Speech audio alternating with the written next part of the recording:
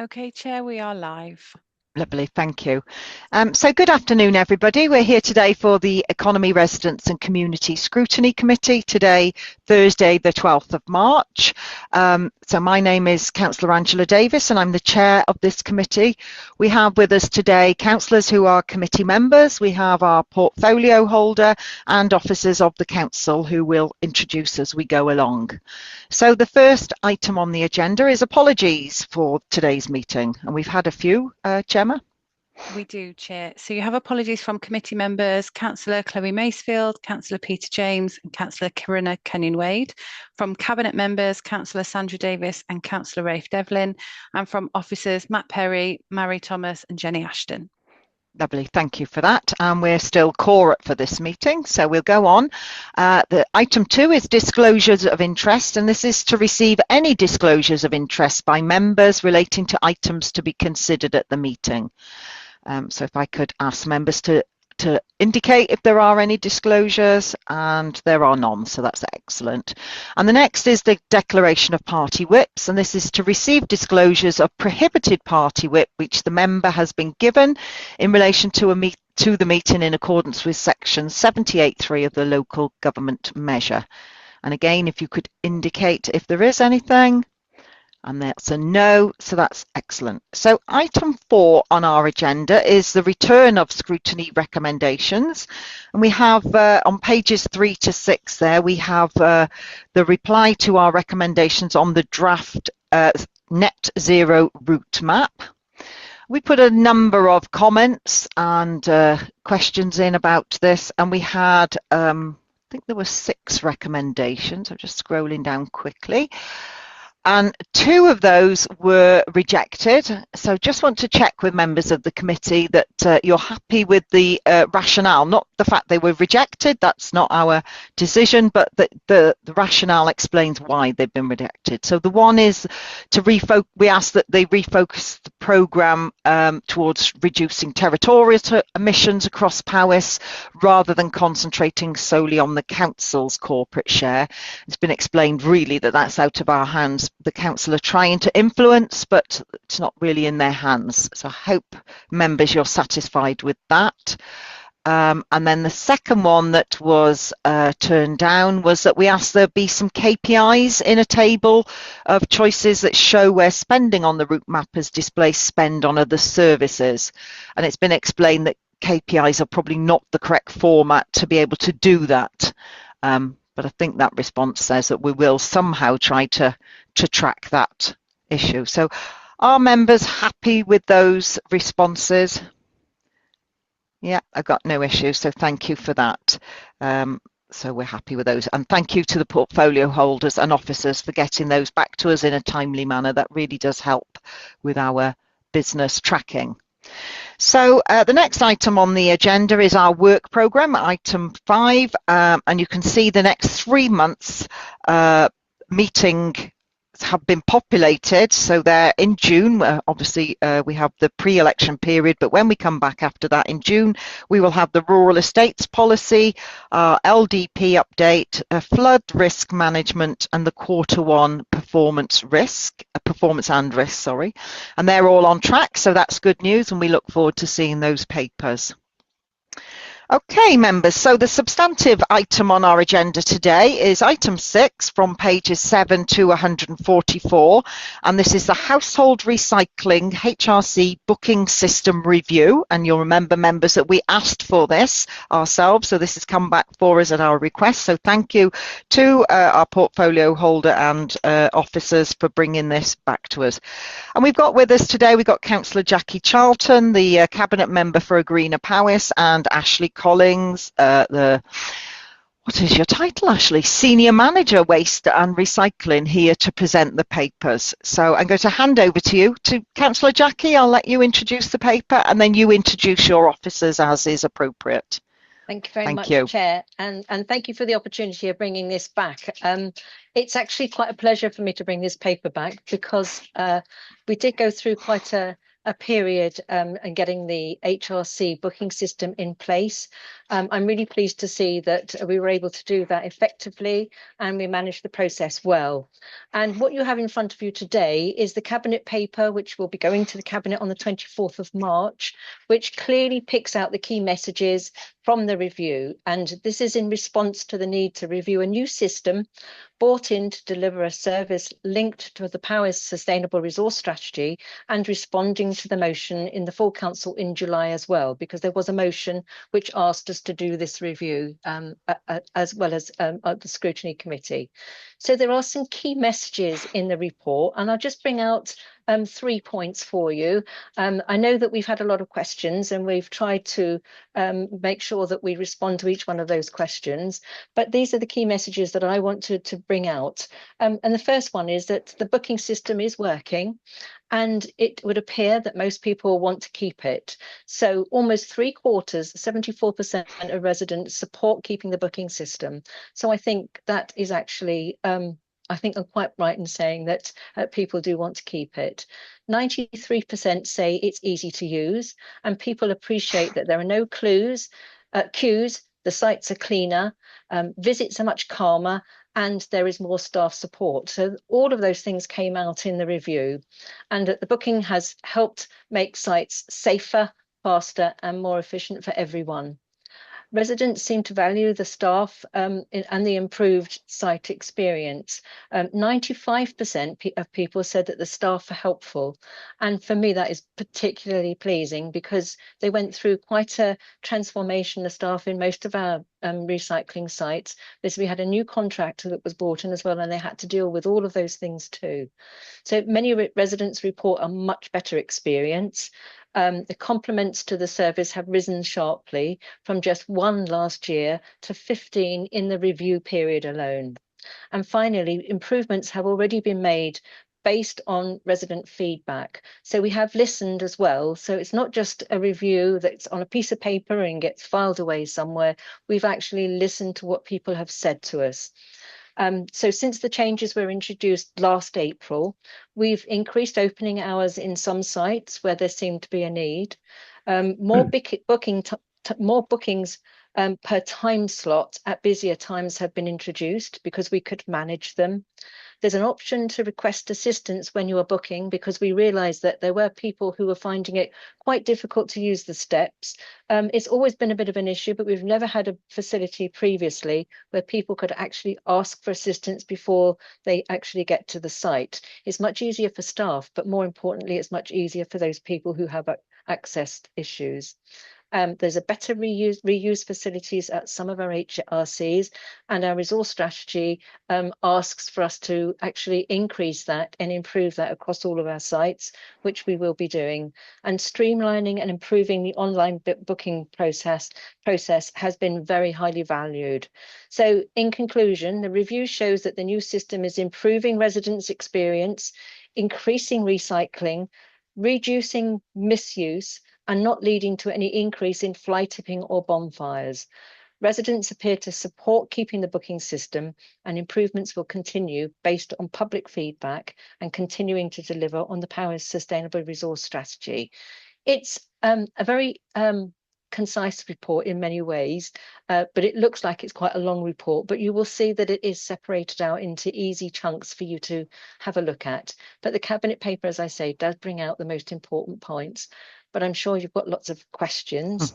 We've got Ashley Collins, as we've already said, who is the head of service, and we've got John Forsey here, who is the senior manager for HTR, or for highways, transport and recycling. Okay, so it's over to you. Thank you. Lovely. Thank you, Councillor Jackie. So as you say, we've got lots of questions. We've had our pre-meeting as is normal, and we've tried to group our questions up together. So just to the committee, you've got the sort of briefing of the questions we came up, but please do not feel you're limited to those predetermined questions. But we're going to try and manage the meeting under those headings. So I can see 2 hands up, and I'm hoping your questions are coming in with the survey methodology and the data reliability. So we'll kick off with Councillor Pete Lewington, who is quick on the buzzer. I think he'd be good at Who Wants to Be a Millionaire or something like that. Come on, Pete, let's have your Yeah, questions. Thank continually you. knocked out of the first round. Yeah. Yeah, thank you, Chair. Yeah. I guess just my comment before we get into too much of the detail is I've just got some reservations around this survey being portrayed as a true reflection of all our residents' views. At the risk of stating the obvious, it really is only the views of those who have used the service. Of those, I think there's 1 in 4 that don't want the booking system to remain. So I'd like to understand why this survey didn't go out to all households, because then that would have gathered the views of all residents who used to use the service prior to the system coming in, but don't use it now. And I think that's a really important question that we need an answer to. So my concern is around extrapolating from this population that all is well. I don't feel that's quite correct, and any decisions made on this survey could potentially be flawed because they don't pick up the people who aren't using this system. I've seen recently seen some Facebook comments where people are saying they've not used it since the booking system's been introduced, and they are now burning rubbish in their back gardens instead. So I would suggest, if we could, that we need to undertake a proper survey of all residents before we go on and make any further decisions. Thank you, Chair.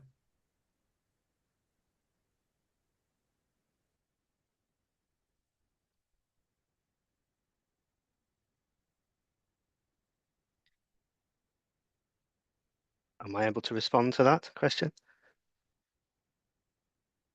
I think the chair might have Yes. disappeared We from the appear to have We've lost the lost chair. Angela. Councillor Gary, are you able to step in as vice chair, please? Yeah, no problem at all. Yeah, please do, Thank Ashley. you. Okay, no, thank you for that, Councillor Lewington.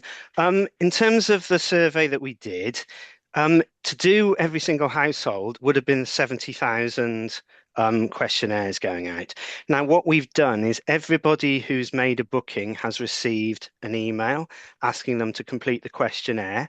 We also use the People's Panel, the Powers People's Panel, which is used for a lot of surveys to try and get to people who may not have used it. Now, what we were trying to do is review how effective the booking system was, and in some ways you can only review it if you've actually tried it. And I think this was one of the major points, that people initially didn't want to use it. They've gone and used it and found that it's been really, really effective. And we would say to those people who haven't got or haven't used the system yet is, one, please do, because I think you'll find it actually a lot easier than you might think. And in terms of the bonfires, that was part of the process of review, as I'm sure you'll have seen, and there was no increase in reported bonfires. So if people are having bonfires, and they might, and they're not being reported, but there is a facility to report it, and there have been no difference at all from that. So I think trying to do a survey of all households would be feasibly impractical. I mean, of all the ones we did send out, and not everyone was positive, so there are people who haven't been, but we had a 17% response rate. Now, that's higher than any other survey the council has ever done. The average engagement rate for PCC consultations is between 2.5% and 5%. For national consultations, it's about 1%. So to get 17% people coming back to us is actually a very, very high level. And I think it just does show a high level of support. Yes, there are people who may have stayed away, but we've been doing this for a year now.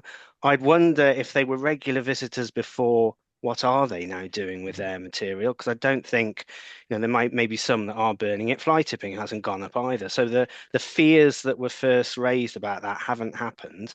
And we've also had our complaints as well. We've had less complaints in that period than we did last year, which says a lot. And we've had way more compliments. So I think, yes, you could ask every single individual, but I'm not really sure what you would get, because you would be asking people for their comments on a system that they haven't tried.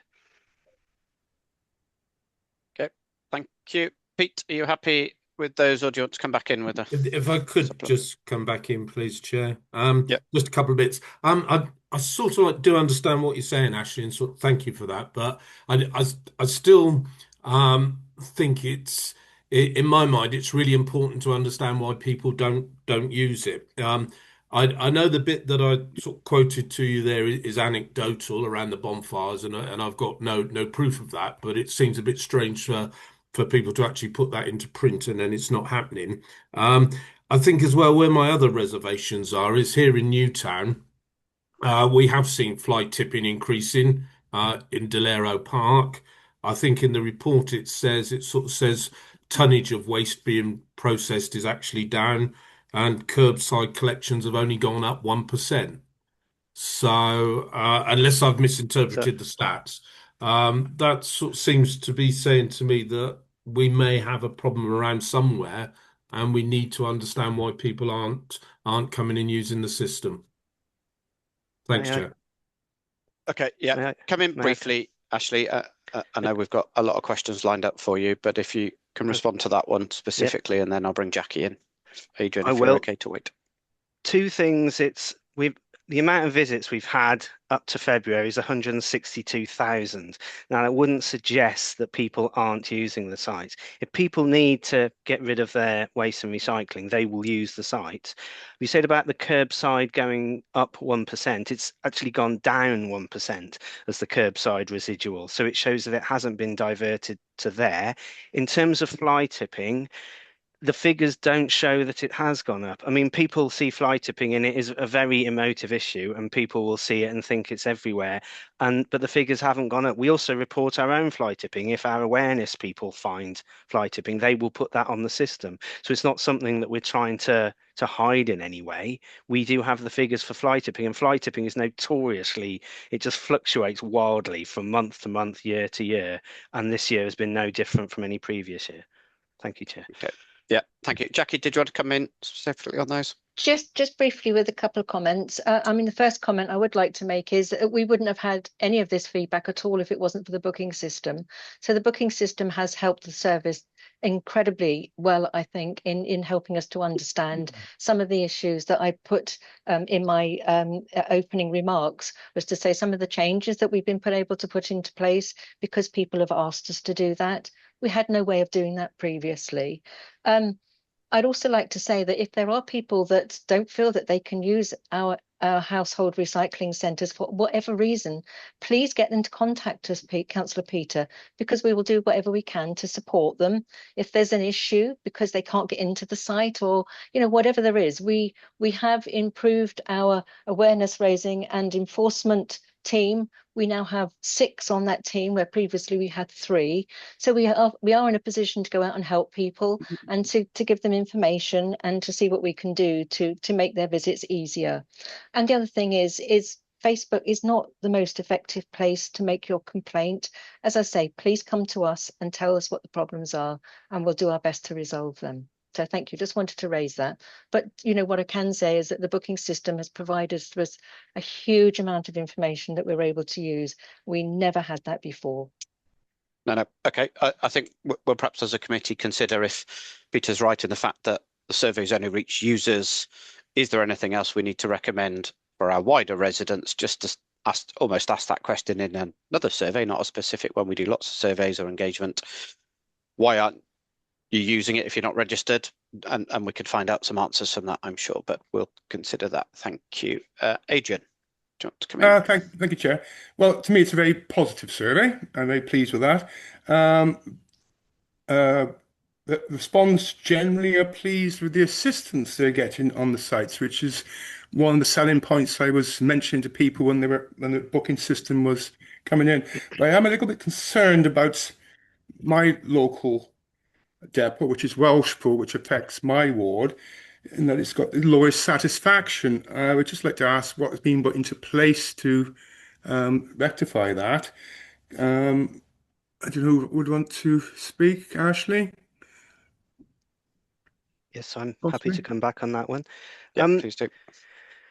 Welshpool was the one that initially got an awful lot of publicity, and a lot of that was to do with the issues that were happening over the border in Shropshire. So I think Welshpool, did have the most attention at the beginning. It is operated by a different contractor, but it is under the same terms and conditions essentially as all the other ones. One of the big issues up at Welshpool was that at the same time as the booking system was introduced, they put in steps up to the skips, these metal steps. Now, these have proved unpopular because they were a new implementation there. But the reason they're put in is because they make it so much more efficient for the site operator because they can transport far bigger amounts of waste, which is good for the environment as well because there's less vehicle movements. But it does mean that residents have had to get used to the new steps. And far and away, the most complaints we've had about that site are not to do with the booking system.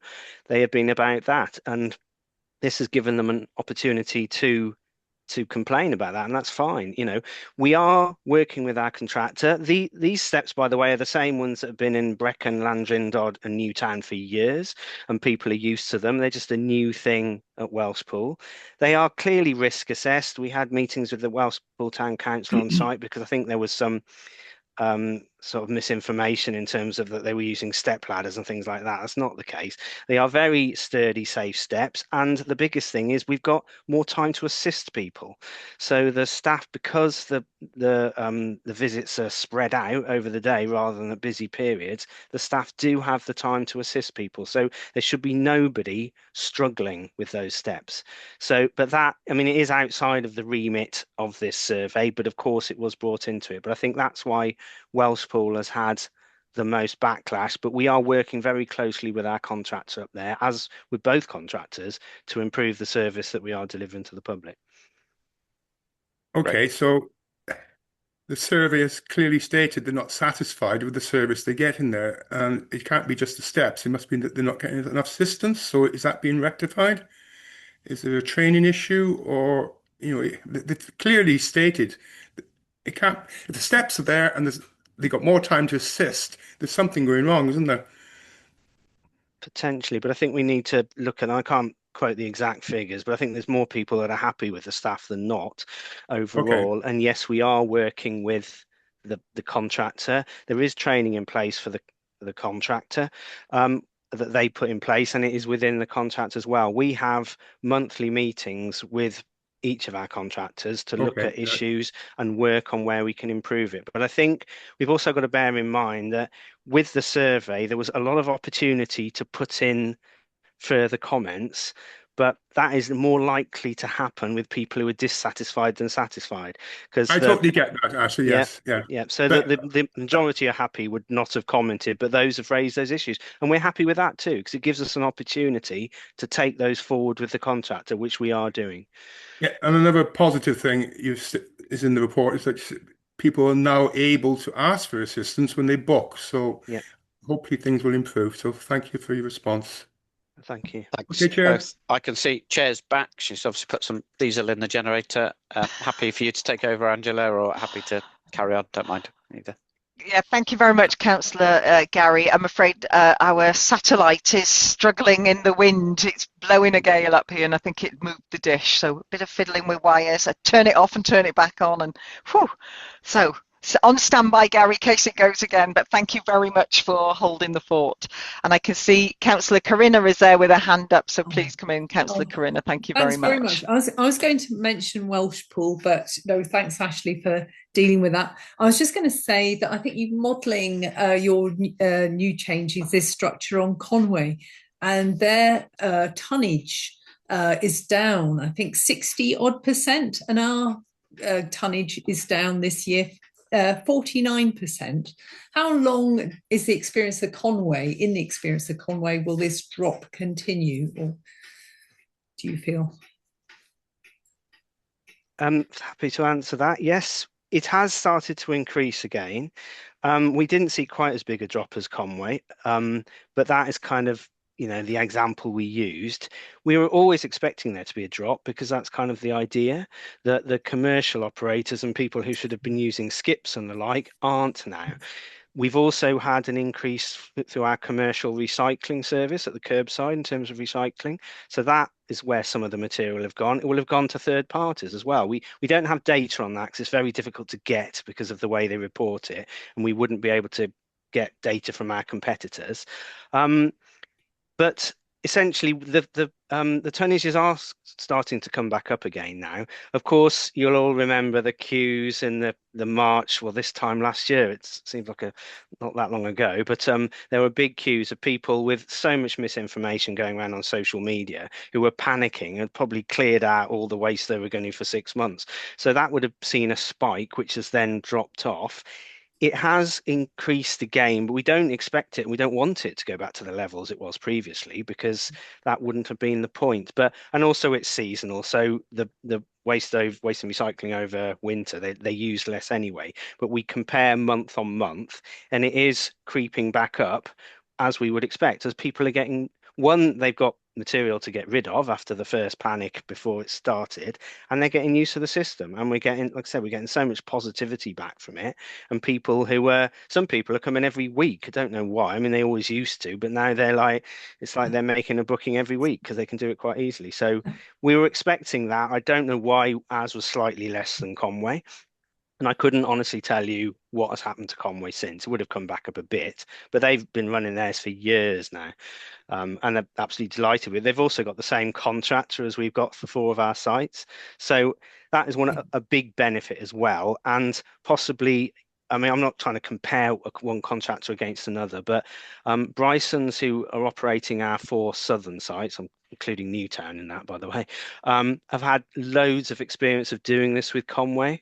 It's quite new to Potters in Welshpool. So they're doing very well. Again, there's all sorts of reasons why Welshpool has had more complaints, but Potters have had more adjusting to do than Bryson's have, because they've run this kind of system previously, which has been a great help as well. Thank you. Could I please just ask about DIY charging as well?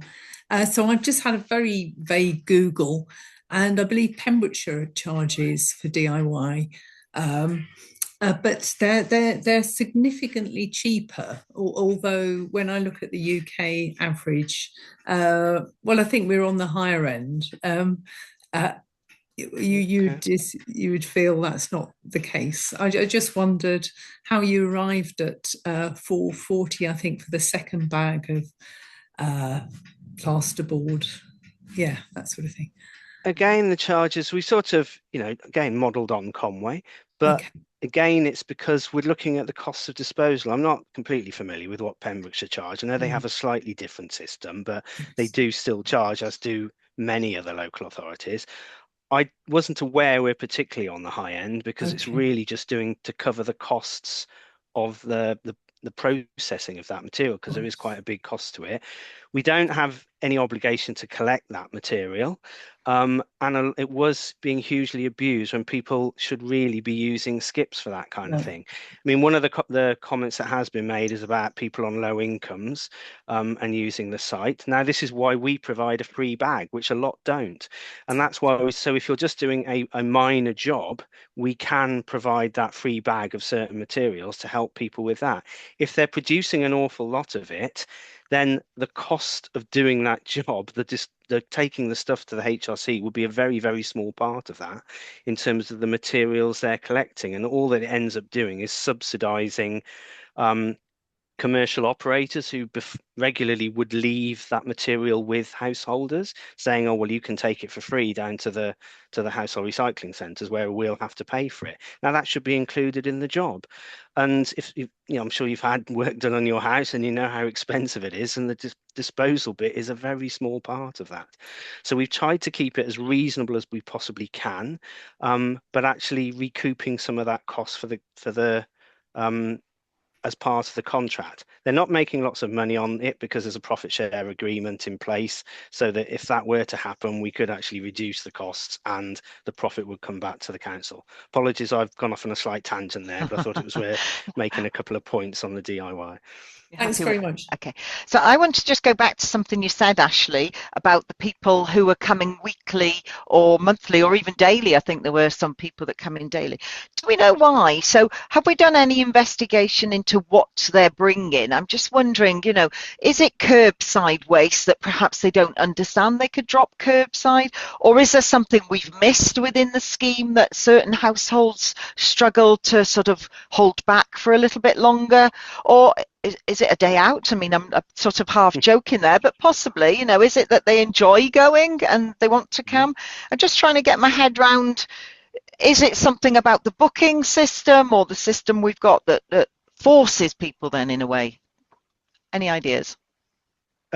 Yes, I mean we don't vet everyone who comes through the gate to see what they've got. There are some people who genuinely love coming to the site and will come daily. I mean, this is something that we will look at, because of course that clogs up the booking system, and we would like to think that if people have got to make that, and it is a small effort to book, that they're more likely to come less often and bring more with them. I mean, you know, people will come monthly, and even weekly is fairly reasonable, particularly over the summer months, because it's for the garden waste. Now, we do provide a collection service at home, but clearly there's a cost to that. And if you live near a site, it may be better for you to go directly to the site with your weekly grass clippings or whatever it may be. Or if you've got a larger garden that goes beyond what we can pick up in the wheeled bins. Some of it will be that people don't use the recycling service from the doorstep, and we'll bring it in every week for that reason.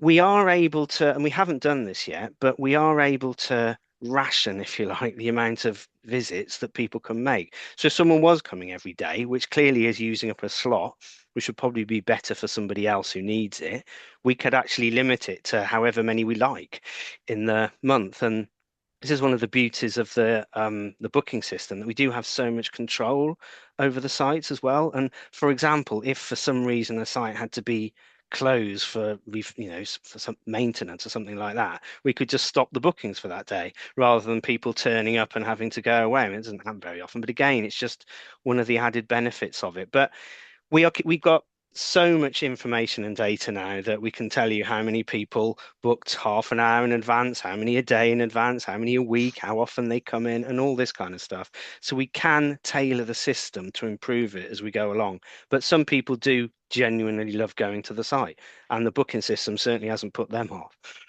Right, okay, that's good. So I'm going to bring in the committee. So Councillor Sean. Thank you.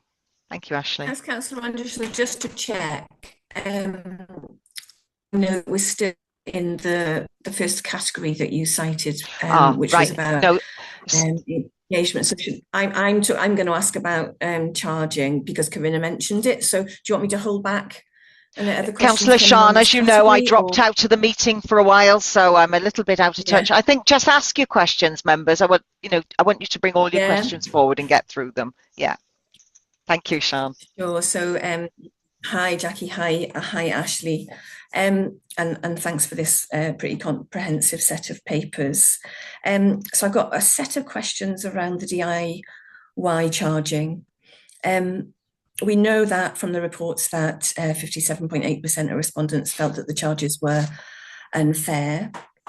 And of the 277 who had disposed of who told us that they had disposed of DIY waste other than an HRC or in a skip, or other than having it collected by a trader or taken away by a trader or collected by a paid collection company, those 62 who said that they'd burned DIY waste at home often said this was the direct response to the charges at the HRC. Those 48 who disposed of DIY waste in general waste instead gave, this is quote, a sense that this is not ideal, but saw it as the only practical or affordable solution. There were lots of mentions of affordability, which I'm going through now. Some of those 14 who are storing it at home are doing so, and this is a quote again, because they believe that they cannot afford to dispose of it. Several mentioned that the fees were prohibitive, and that was 61 people out of the 301 that answered that question. That was the question around, have you been able to recycle everything that you brought? And of those who said no, 301 replied, and 61 of those said that the fees were prohibitive. So that's 20% of those who replied found the fees prohibitive. So this isn't about whether the fees are fair, it's about whether there are residents in this county who can't afford them. That's the point I'm trying to make. In the question, what would make you use the reuse shop? 24% of the people who responded, 24.2 said buying items at an affordable price, you know, and the site comparison shows that 20 to 30% in every area said that would motivate them because it's buying things at an affordable price. And then finally, the site comparison report in the any other feedback section shows the negative themes from the 3,091 people who responded, show that every area in Powys listed DIY charges as an issue for them, ranging from 33% in Welshpool to 54% in Lower Cwmtwrch. So my questions are, you will remember that the integrated impact assessment that was done by the service in the section on socioeconomic disadvantage and the socioeconomic duty said that the impact of these changes would be none and the impact rating was neutral. And a resident who submitted a freedom of information request seeking the body of material that evidenced the research that officers had done to arrive at that conclusion that there would be no impact and that the rating was neutral doesn't exist. They were told that there is no such material. We can't provide it for you, which has always really quite concerned me. So given that one of the objectives of the whole exercise is to identify opportunities for improvement, would officers now undertake a thorough impact assessment of the impact of DIY charges on people who are economically disadvantaged? And I note that the report says that there's a commitment to continue to review annually whether the charge levels are appropriate and adjust where necessary. But I think over and above that, so Sian, shall we ask officers? Shall we ask officers to reply to your questions about the charges and whether they're reasonable and affordable? I think that was the crux of the start of what you're saying. Well, my question is, would officers undertake a more thorough assessment of impact on people who are economically disadvantaged? Okay, lovely. So Ashley or Jackie, would you like to answer that question for Councillor Sian? Yes, I'm happy to come in on that. I mean, you quoted a lot of figures there, and you know they are of what has come out of our survey, but we do also have to bear that in mind in terms of the amount of response we had of 6,000. So these are like as I said earlier, it was quite easy to put in a lot of negative comments, but we've highlighted all of them in the survey, but they're actually said by a fairly small amount of the people who actually responded overall. In terms of the socioeconomic disadvantage, in terms of DIY charging, now the people who would be most affected by this will be people who are doing large jobs in their houses. Now, these will generally be homeowners who are able to afford to do large jobs like have their kitchen refitted, have their windows done, all those kind of things. Now, people who are less well off are more likely to live in rented accommodation and wouldn't be paying for this. And it is a very reasonable charge in terms of what it is in comparison to hiring a skip or something like that. You can take a trailer load of wood in for about £20. That is a very small amount to pay, really. And if you think about the cost of buying wood for doing decking or something like that, should you be doing that, the disposal cost is an absolute minor amount of that. And that does need to be taken into account. That in terms of the evidence and the impact assessment, it's the overall impact that we're looking at in terms of all the various disadvantaged groups. Now, the other issue is we provide a lot of we work with housing, providing skips on estates and things like that, people who aren't able to get to the sites at all. Now, having a DIY charge makes no difference at all to them if they're not able to actually take their material to the site. Now, we said that 50% didn't think it was fair. I'm sure, you know, if you had the same thing about car parking charges, people would raise a similar kind of thing. People don't like the introduction of charges. Unfortunately, when we're looking at making savings, we have to look at what we have to provide and what we don't legally have to provide. And we don't legally have to provide this, but we are trying to do it as cheap as possible. As I said, we provide a free bag, which isn't commonplace amongst all authorities. And that does mean that if you're doing a small project, which someone on low income is more likely to do than a large project, the actual disposal cost is very low. We are able to review the charges with our contractor. Like I said, the one contractor is a not-for-profit company, so they're not trying to do it to make any money. They're just trying to break even on these particular materials, and it doesn't on all of them. And we can review that with them. Okay, thank you. And actually, that's a good point about the skip days. I hadn't thought about that myself. Had you, Councillor Sean? Because I know in my ward they do have skip days on the Estates Council and Housing Association. So yeah, I can see that Councillor Jackie's got her hand up. Shall we bring her in there as well, Sean? Yeah, okay, thank Councillor you, Chair. Jackie, thank you. Thank you. You know, I'm not opposed to what Councillor Sean is asking for here, but I'm not absolutely sure it comes under the remit of household recycling. I think what you're talking about is economic, you know, people who are in poverty maybe, or who are finding life a big struggle at the moment with cost of living, etc. And I wonder whether we could go somewhere else to find out that information. I'm not sure that we're in a position in household recycling to actually dive down into some of the information that you require. It's very sensitive information as well, and I don't think we really want to ask that on a survey. But we do have to remember that we do have to cover the costs of disposing of this waste as well. So if we stop charging DIY charging, then we would have to raise the money some other way, and I'm not quite sure how we would do that.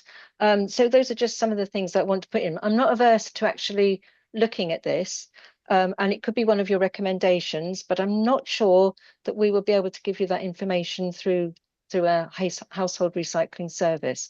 But I'm sure there's a way of finding out that information somewhere else within the authority, if that helps. Okay.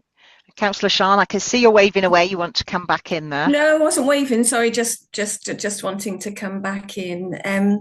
So my issue is with what the impact assessment says. So the impact assessment was conducted by the service on the impact of the changes, one of which was DIY charging, and the impact assessment said in relation to the socio-economic duty, which measures impact on people who are socially or economically disadvantaged, there would be no impact. And that's my issue, that we said there would be no impact, but we aren't providing any evidence of any investigation that was done in order to arrive at that conclusion. So perhaps the impact assessment should have said we cannot measure this, but it didn't. It said there would be no impact, and that the impact rating was therefore neutral. So I just wanted to sort of emphasize that point.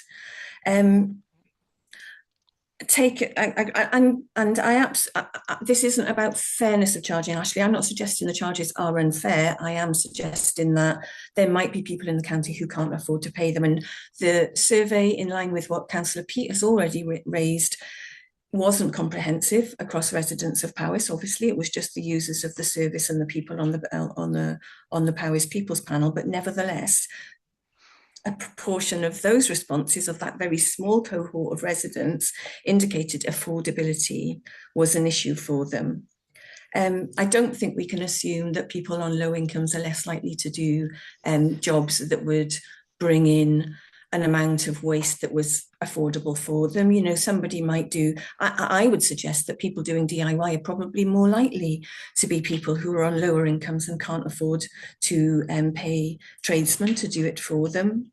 And the bags are quite small. So if you were refurbishing your kitchen because somebody that you knew was having a refurbishment of theirs and they were giving you their old kitchen units, you know, that might be quite a big job, but you might not be able to afford to dispose of your old one. So you're denied because of your economic position, you're denied the opportunity to get yourself a new kitchen that would have been nice for you. So, you know, there's all these nuances, isn't there, that this survey doesn't really bring into the forefront, really. So, Councillor Sean, you're raising some really good points there, but you're not actually asking any questions. So I wonder if we got some questions for our officers that will help tease out these issues for you. Yeah, Thank you. Does that go there, or should I? Do you want to have a think about reframing them, and we'll go to Councillor Jackie? Councillor Gary. I have got another question in relation to this. So this is about fly tipping, and it is relevant to the discussion that we're having here.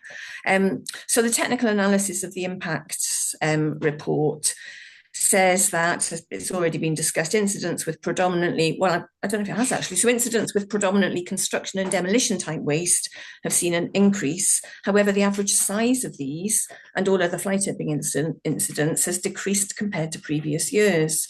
But there is a 52.4% of those fly tipping incidents now being of a size to fit in a car boot or less, which used to be 19.4%. So I know we can't make assumptions, but this does suggest to me that the increase in these types of fly tipping incidents is likely to be residents doing DIY, not companies dumping waste from jobs.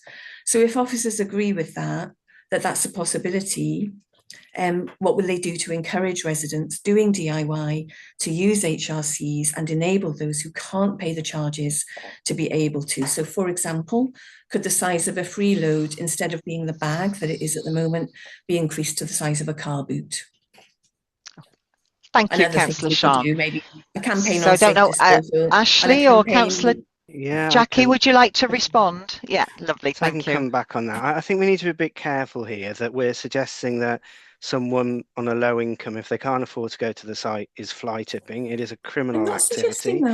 I'm not suggesting you are suggesting it, you see what I mean? But I think with fly tipping, we need to be very careful because the figures are pretty low. I mean, it's something that people see around, and fly tipping is just the bugbear of so many people, and they really don't like it. And I completely understand why, but it is not as prevalent as you might think. And these figures fluctuate wildly. I mean, we've got them going back 5 years, 10 years, and they sometimes follow some kind of seasonal thing, but not often. It also depends on how much we have been out monitoring. We've just increased our awareness team, and they're out and about finding these things, and they will record each and every one of those. Any change in service, it always, fly tipping is the first thing that people think it's going to cause, and it generally doesn't. I mean, yes, there may be a slight correlation, but it's a very small one because we're not seeing a huge increase in the amount of fly tipping that's going on. And there may be a few bits of the DIY waste, but if you go back in time, you would probably see that a similar fluctuation then. So I'm not sure the charge is really going to do that. And I think we just need to be careful that as Councillor Jackie says, these were there because there was a huge impact on the cost of the service because of people bringing huge amounts in, and how we would actually do that, how you would possibly say, well, what qualifies as a low income and how much can you bring in? Because there's plenty of people who aren't, who should be using alternative methods to get rid of this stuff. It's worth just pointing out as well, I think, I'm more than happy to look at the DIY stuff, and we included that in the report. It wasn't actually what was raised as part of the motion to council. They just wanted us to look at the booking system, which we've done, but we always wanted to be looking at the entire service and all of the impacts. So we were going to do this anyway after 6 months. I mean, yes, it was a motion to council, and the motion was on the booking system alone. However, we have included all of the changes because we think it's really important. It's something that we can keep under review, but there would be a significant cost if we were to remove the DIY charging in its entirety. Okay. Thank you, Ashley. Sian, I know you've got lots and lots and lots of questions, but is this relevant to that one? Because I would like to give Councillor Gary and Councillor Pete the opportunity to ask their questions too. It's sorry, Councillor Gary and Councillor Pete. I just need to quickly wrap this up because it hasn't. My point was the fly tipping figures show that the type of waste, where it's DIY type waste, demolition, construction type waste, has increased to the size of a carload. I wasn't for 1 second suggesting that the charges be stopped. Saying one thing doesn't mean that what I'm asking for is the exact opposite of what you're actually doing. I absolutely recognise the pressures on the service. I absolutely recognise how difficult it is to make ends meet with insufficient resources. I was suggesting that the size of the size of the amount that residents can dispose of without being charged was increased. That's what I asked for, not for a bigger bag. So you're asking, is there any opportunity within this current scheme to increase that first free bag? Yeah, that's a good question. Absolutely. So is there? Size of a small car. Yeah. So would there be any opportunity for that? I can see Councillor Jackie's got her hand up. Are you able to help Councillor Yep, Sean out there? I'm very happy for this to be put forward as a recommendation, and officers can answer that with a bit more clarity, I think, than we can respond here in today's meeting. But what I would say is that Ashley's absolutely right. You know, we did decide to look at this. It was an area that we thought was important to assess. But what I think it has done is given clarity to our customers. They know what they need to do now, and before they start any of this work, they will be aware of that, and they can actually consider putting it in as part of their costing. Presumably anybody doing any major DIY work will understand that there are costs that come with this, and it means, and I understand what Councillor Sean is saying, you know, you could be gifted with a load of equipment and there would be a cost in getting rid of your old equipment, but you still have to consider that within your daily and your monthly household budgeting. It has to be a consideration. We could look at having a bootload, but then how do you know what a bootload looks like, really? I think it's size quite boots. difficult. Yeah, I think that Councillor Sean, you boots. talked about the bag size, didn't you? That there's a specific bag, and could that bag be bigger? I said a That's what small I'm saying. car bootload. Yeah, A small car bootload, I said. yeah, it's some people's small Yeah. car. I've seen letters from people who make suggestions that their trailer's small, so why isn't it? Why shouldn't we take them? So lots of confusion around that. I think we could look at the bag sizes. I think that's okay, but we need to consider what the cost of that is. But that's why I'm saying put it in as a recommendation. We can have a look at it. We can carefully assess it and come back with you with a response. Thank you, Councillor Jackie. Okay, Councillor Sean, thank you very much. May I just quickly make another quick comment? Yes, sorry, Ashley. Yes, Chair. please do. It's just, I know there has been a small increase in the number that have got DIY waste in, but it's still a very, very small amount in terms of the whole, you know, the scheme of things. So I really don't think it's that much of an impact, and we just need to get it into perspective in terms of the number of incidents. Really, it's still a very low number, but we can consider that. There will of course be a cost, and it's also, if we took a look at a car boot full, then plenty of people will take advantage of that who can perfectly afford to bring the stuff in, and we need to make that balance. Thank you. Okay, thank you. Councillor Gary. Yeah, thanks. Thank you. I was going to generally good quality survey response report. I think it's pretty easy to say that it is being embedded in the communities and it's being generally fairly well looked at. There will be teething problems, of course, in a new service and new charges and all of those sorts of things. I think we need to look a bit beyond there. We're not that far into this contract and new way of working, I think. But I was going to sort of be careful with my words here a little bit, but most of our sites are difficult to walk to, and you're not going to carry much resources to a Brings site if you're walking anyway. No. Therefore, the majority of people, I assume, would still be driving because pedestrian access was tricky anyway. And I would suggest then, if you can afford to drive a car and you're bringing your waste there, you could probably afford to pay the small charges that we're looking at charging you. So I think we do have to be very careful, proportionate with what we're doing, because there's a significant cost to get rid of it. So yeah, I'm sort of backing Ashley's comments there that we just need to be a bit careful. But one question I had on that point, and then I wanted to actually bring up something else, is who do the charges go to? So if somebody pays a fee, does that go to us as the local authority, or does it go to the contractor as part of their remit? So that hopefully a relatively simple one to answer.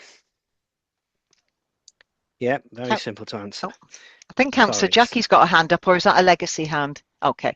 Yeah, thank you, Ashley. Sorry, I wasn't following protocol there for you to call me in. Yeah, that is a really quick one to answer. It goes to the contractor because that is part of how the whole thing is priced. They have allowed for getting an income from that. However, there is profit share in the contracts. So if they were over a certain amount, they're allowed to make a certain amount of margin, clearly, because they need to. If it goes over that, 50% of that comes back to the council. Now, I'm not envisaging a huge amount coming back to the council, but what it does show is that we're getting value for money. We have to agree the charges with them, so they can't suddenly double them themselves. We would have to agree that, and they can go down as well as up if things cost less to get rid of. And there are certain DIY things that don't cost anything because they do actually make some money, like scrap metal, for example. But the things that do cost them a lot of money. Things like plasterboard are hugely expensive to get rid of. And if we allow people to bring it in as much as they want, it just ends up putting a huge cost on the entire contract. And when we look at what people actually bring in, there's not that many that do bring in DIY waste. Yes, they may be put off by the charges, but I mean, a lot of the issues with that as well, that it does stop the site clogging up because people aren't just bringing all that stuff in, and they do have the opportunity to bring other materials. Yeah, and I think that's where we have to be careful, don't we? Because we don't want to overprice it that people stop using the service and we're putting material in the wrong place. And I guess my point I wanted to raise was with the fact that, yeah, good and accessible if you can get there, but if you can't, you're in a flat, you haven't got a car, etc., etc.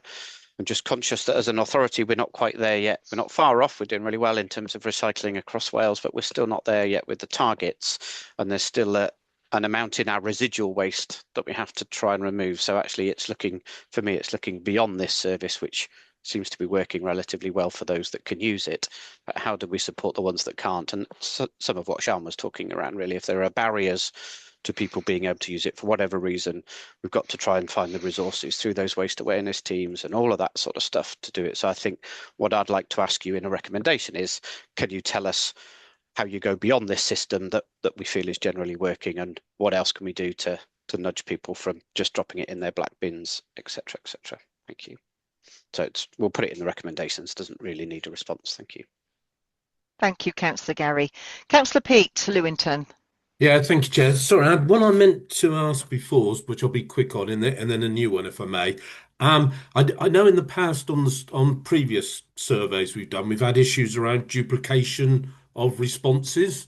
I didn't know if that was still the instance in this case, or whether we have identified any duplicate entries at all.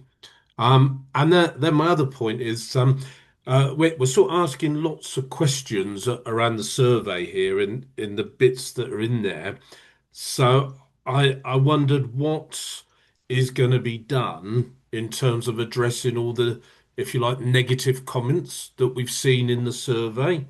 So is there, for example, going to be an action plan to progress these and review these? Because I guess without asking, say, Ashley or Councillor Jackie about every single negative comment there, I don't know where I can see the responses to those negative comments, if that makes sense.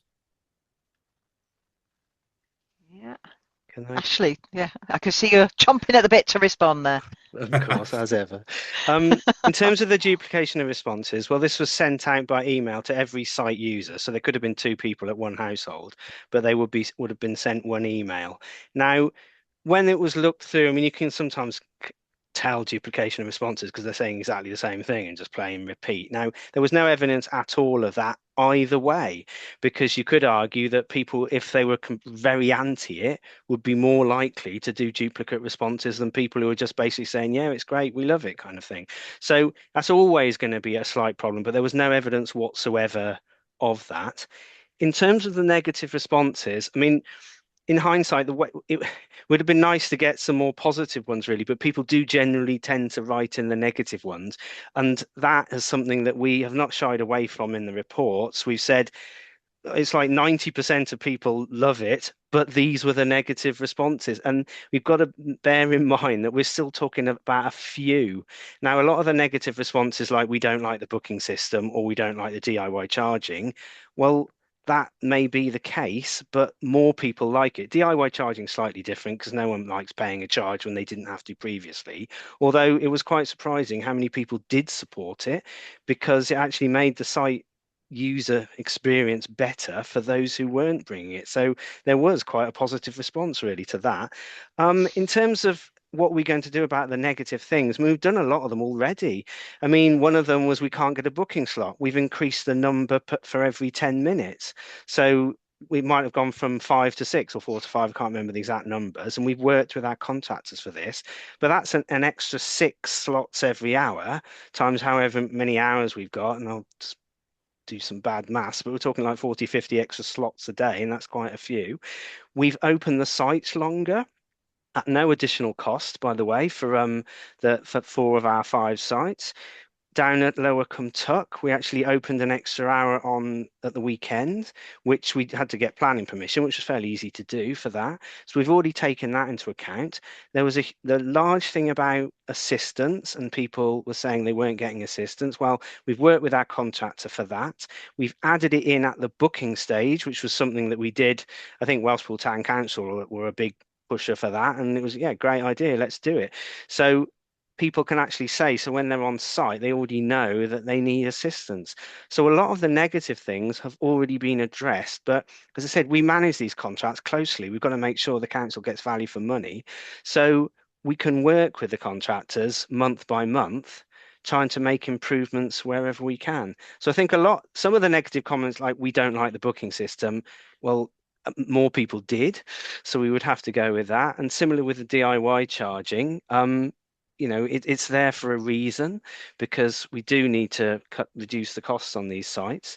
But like I said, most of the negative issues have already been addressed, and we can continue to do that.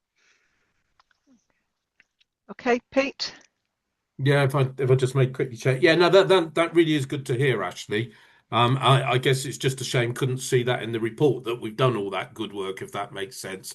So I guess if I'm understanding what you're saying is there's a mix of things there where, in terms of those, if we in inverted commas call them negative comments, that you will go through and address some of them, as and when. But then some of the others, as you say, around DIY charges and things like that well, paraphrasing slightly, but that's the response we've got back. But we're not doing anything on that because the majority like DIY charges.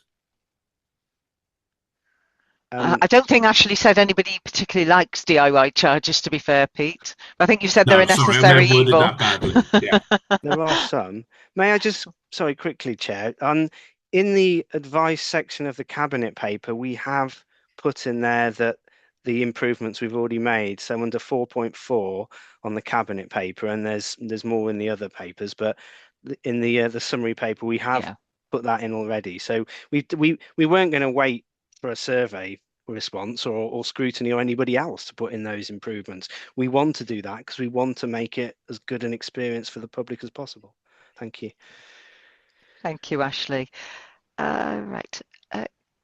Councillor Jackie, you got your hand up. Did you want to come in there? Yeah, I just wanted to, I don't want to repeat everything that Ashley has just said, but I think it is important. It is in the paper where we've made the improvements. We've given the respect to this committee before we said anything publicly. When the paper was actually put out to the members of the public, it was on our website, etc.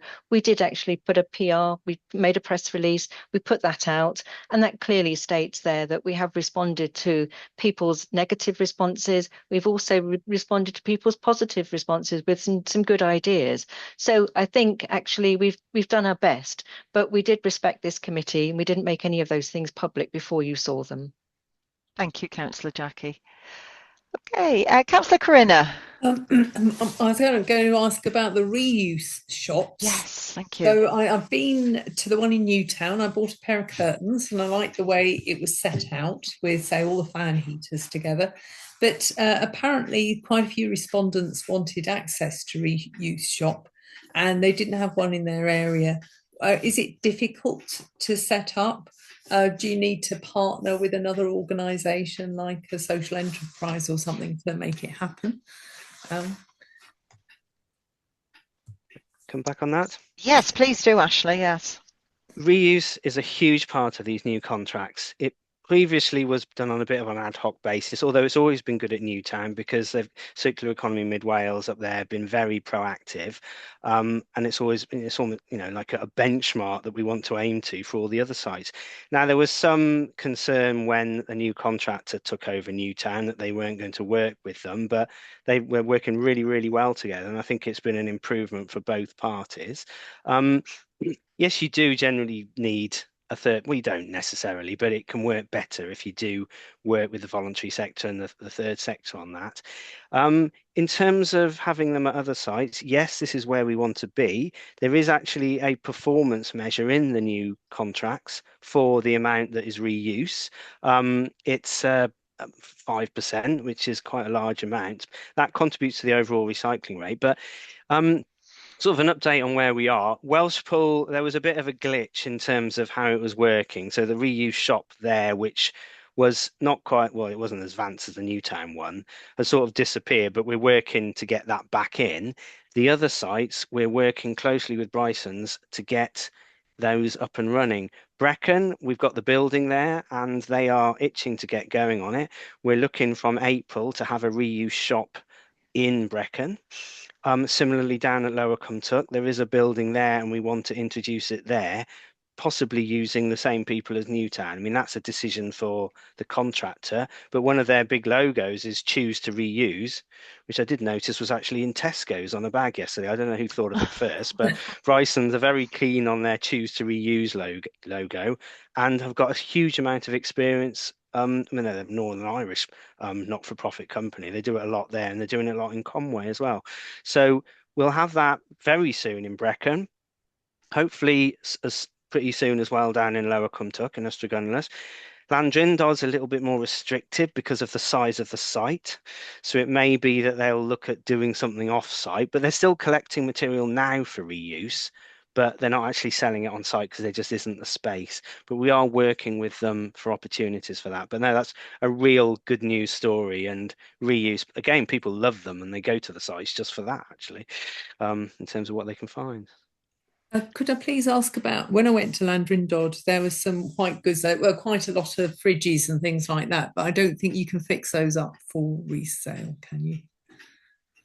Fridges are quite tricky because of the gases and all the various things in them, and once they break, they're quite hard to mend, really. So they do, though, all get recycled because we have, it's actually a separate contract that is with the council, but they collect them from the HRCs through it's a compliance scheme that we, as it's called, waste electronic equipment, has to be taken back. So that is all taken for free by the contractor that does that separately. So all of that material goes on site and then will go off for recycling.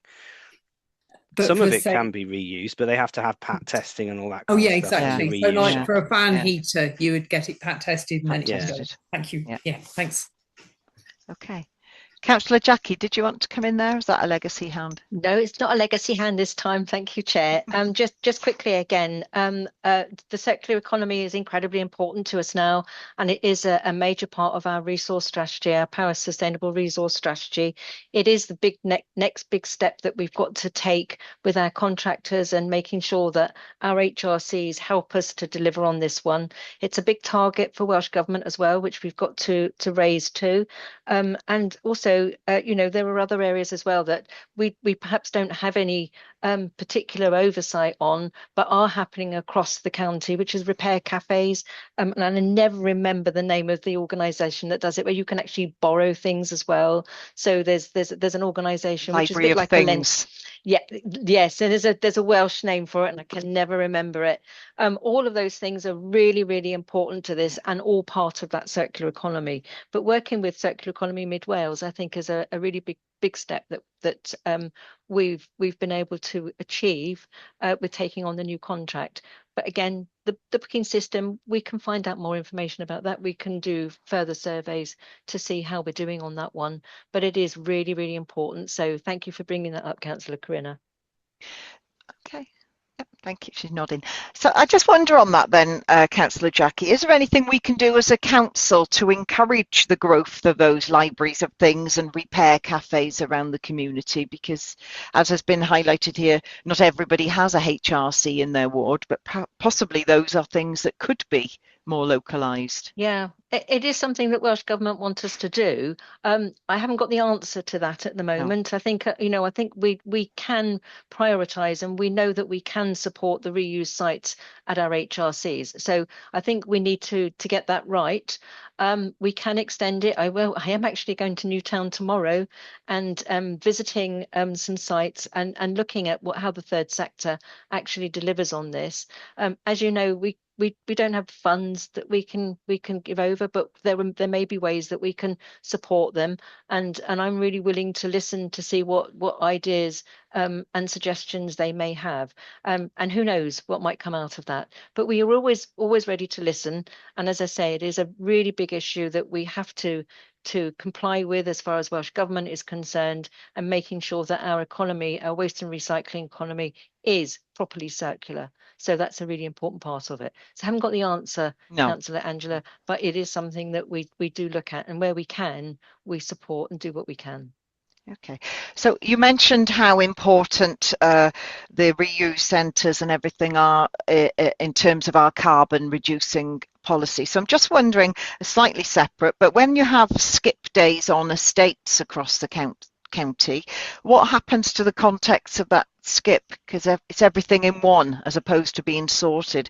So does that get recycled appropriately, or is it all then?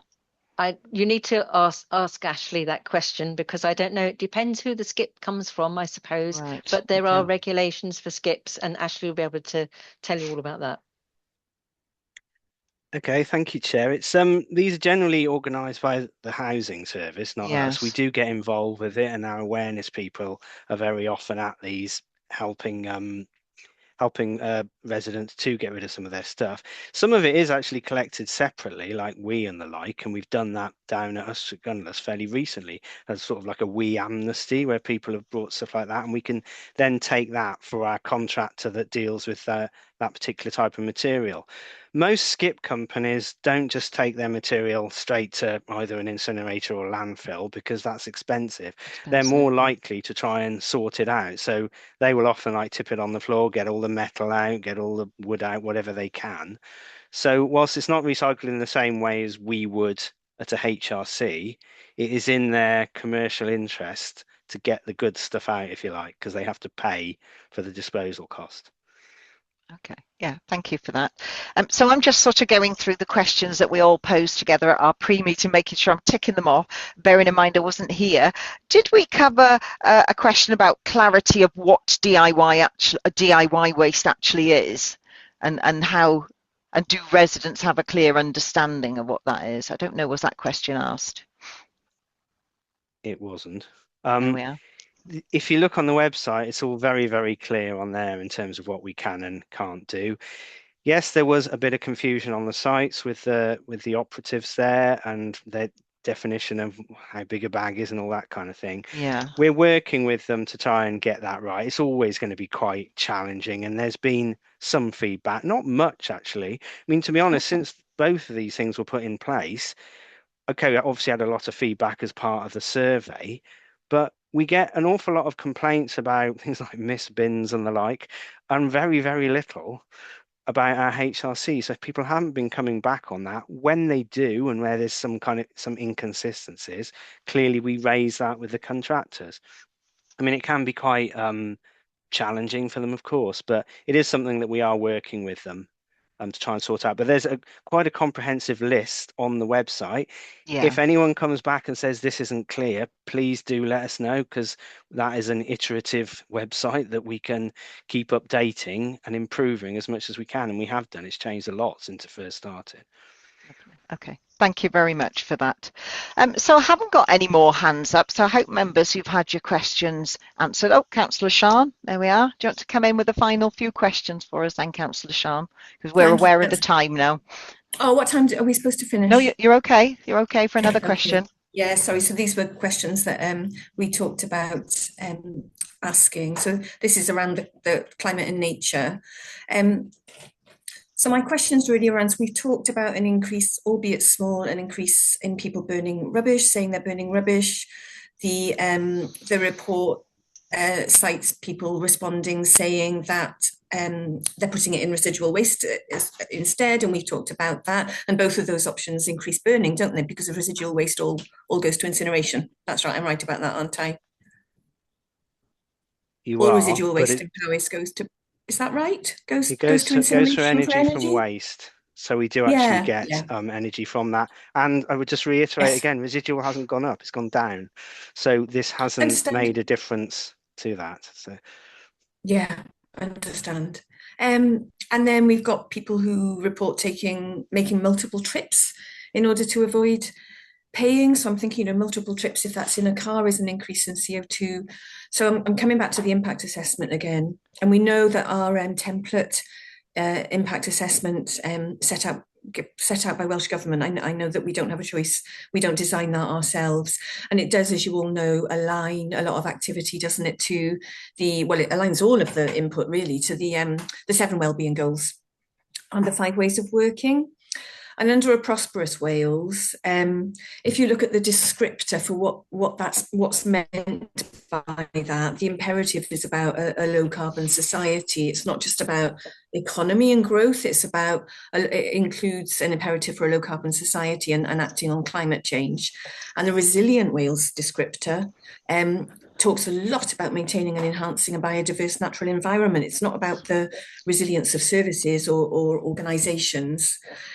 So I'm just wondering, in light of what we know from the survey responses, and reminding everybody that this is a very, very small cohort of the Powys population have responded to this survey, because it's only users of the site and the People's Panel. The impact assessment for the HRC changes, the impact assessment in relation to impact on a prosperous Wales says that there's, again, no impact. And the impact rating for the resilient Wales said that by ensuring that these sites are only used legitimately, there'll be an ongoing saving, which will make the service more sustainable. So it's not addressed this idea of wider environmental resilience. And of course, if there are going to be more bonfires, Councillor Sean, multiple trips, Councillor Sean, so here's my question. I've got my question. You're doing a very long run-up and we're running out of time. I'm sorry, we've got to do our recommendations. I just wanted to set the context. So is the service able to consider revising those impact conclusions and impact ratings in respect of the unforeseen impacts? And you might say, no, the impacts aren't common enough, but I'm just asking the question. I do think the impact assessments are really important, so I do ask a lot of questions about them. So the question is, would the service consider revising those impact conclusions, because we have seen impacts, and would they also undertake to broadening the scope of what they're thinking about when they respond to those questions to meet the broader intent of those descriptors around, wider things than just economy or resilience of our own services? Thank you.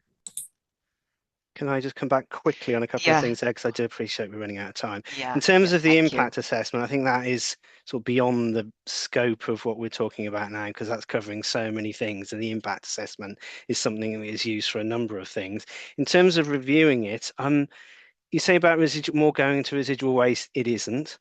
Bonfires, people may be having a few garden bonfires, but no one's complaining about them because they're not coming through the system. In terms of multiple trips, there may be a few because of people trying to get around the DIY charging. I think they'll soon realise that they're spending more on fuel than they are saving. And in terms of multiple trips, okay, there are the daily users, but most people are probably coming less because because they book, they're making more of an effort to go through that process. So they probably put more in the car rather than just, oh, well, every Sunday morning, whatever, we go to the site. So it's difficult to do that because we don't have totally accurate figures for visitors beforehand, because we didn't have a booking system in place, and we certainly didn't have someone stood on all the gates counting what people coming in. So I think most of what's in the impact assessment does actually still stand. There is the whole impact assessment process, which, like I said, is beyond the remit, I think, of what we're talking about here. Okay. Thank you for that, Ashley. Right, Councillor Sean, I know your hand is up, but I'm going to now move to our recommendations. I know I appreciate it, but there's never enough time to ask all the questions you want. So members, we've got some proposals here for recommendations. I need you to have a look at these and see if you agree and are happy with those. So during the course of the session, you've asked that undertaking further engagement be considered, specifically with residents who do not use HRC, to understand the barriers and the reasons for non-use. That's one. To continue to monitor satisfaction levels and operation concerns at Welshpool and other lower performing sites, working with contractors to address any reoccurring issues. Yeah. 2, that more detailed assessment of the impact of DIY waste charges on economically disadvantaged group be undertaken. So based on what Councillor Sean's concerns were there, and that the service reviews the current DIY waste bag sizes and associated guidance with a view to improving clarity and consistency for residents regarding what is permissible under DIY waste. Yeah. That the service sets out how it will support residents who are unable to access household recycling centres and identifies additional actions to encourage the correct disposal and reduce residual waste beyond the booking system, particularly for those facing practical barriers, so no car, or they live in a flat, or lots of different reasons there.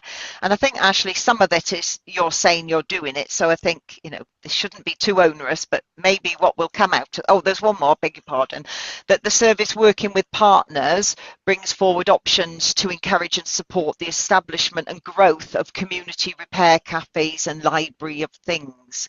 So looking at what we can do as a council to support communities, I suppose, to set those up, prioritising really those areas that don't have a household recycling site. So see if we could do something there.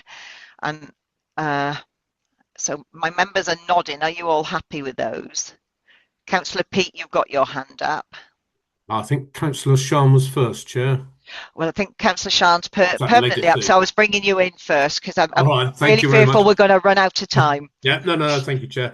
Yeah, no, it's only a quick one. Again, just going back to all the good work that Ashley and the team have already done in addressing some of the points there is consider, I guess, publicising something to help the engagement with the residents to show that we are taking their feedback seriously from these surveys. Yeah, I think that's a really good point. And I think, Ashley, you've mentioned now that you're going to have this huge set of data because you know who's going and what they're bringing and when they're going and how often they're going.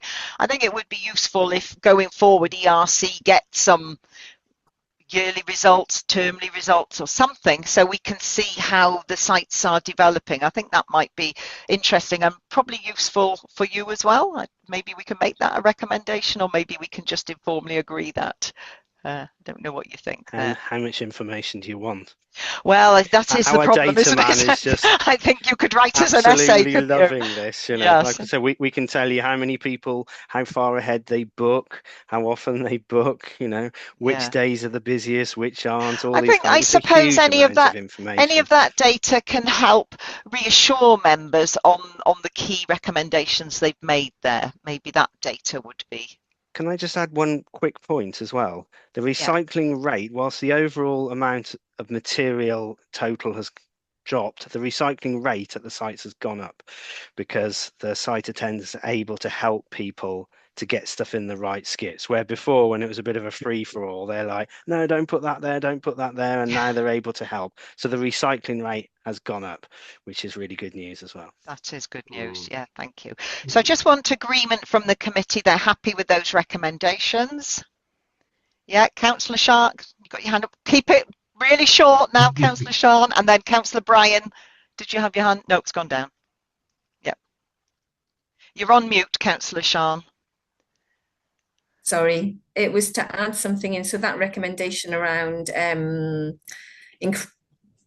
potential, I can't remember if you specifically said it. So that the recommendation that's around looking at whether the amount of waste that people can be can recycle. Yeah, there's a recommendation.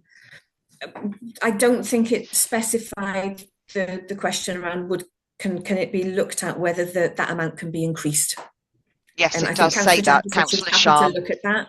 Okay. Councillor Sean, it does say that. And I don't know. Shall I read it back?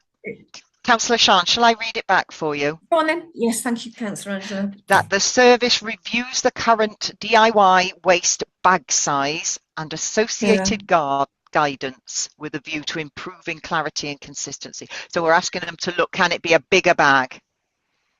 With a view to improving clarity and consistency, isn't asking for a bigger bag. So maybe you can add that bit, or exploring whether a bigger bag or a small car boot size could be decided on and explored whether that. Okay, we'll look at the wording of that in a minute, Councillor Sean. I just want to go to Councillor Bryan. Thank you, Chair. Well, I'd like to just finish on a positive note because I've had nothing but praise for it, which I I didn't think that in the beginning. I'm looking at Ashley's face and smiling.